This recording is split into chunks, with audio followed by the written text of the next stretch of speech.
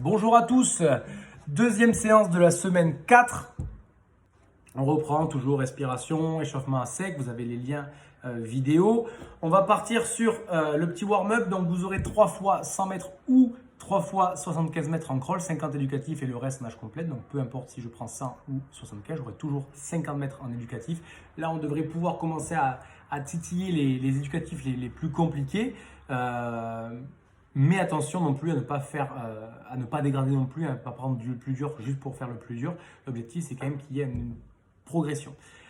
Deuxième partie, on peut dire que c'est un test, entre guillemets, d'accord. Ne vous stressez pas, ne prenez pas ça comme un test vraiment. Hein. C'est juste voir un petit peu votre capacité à tenir un effort.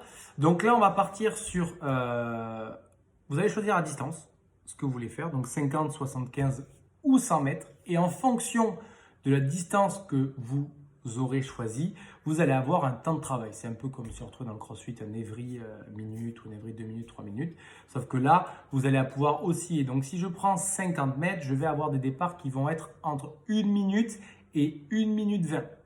Si je prends les départs, si je prends 75 mètres, je vais avoir des départs entre 1 minute 40, d'accord, jusqu'à 2 minutes 1,55, d'accord, on essaie de ne pas dépasser. Et si je prends le 100 mètres, on va avoir des départs entre 2,15, 2,30 pour finir jusqu'à du 2,45. Voilà. N'hésitez pas vraiment à choisir mon niveau, n'hésitez pas à tester aussi. Bon, là, vous devez savoir un petit peu maintenant ce que ça représente.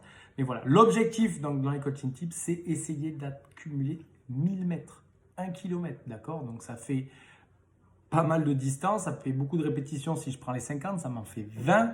Si je suis sur les 100 mètres, ça m'en fait 10, d'accord. Donc, il y aura quand même une certaine répétition. Ça va être dans la tête que ça va se passer. Il ne va pas falloir lâcher, il va falloir bien s'y tenir.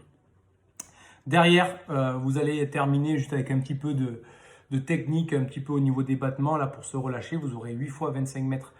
Toujours pareil, maximum de coulées en battement. Toujours pareil, essayer d'être placé en flèche et finir en crawl une fois que je ressors de l'eau.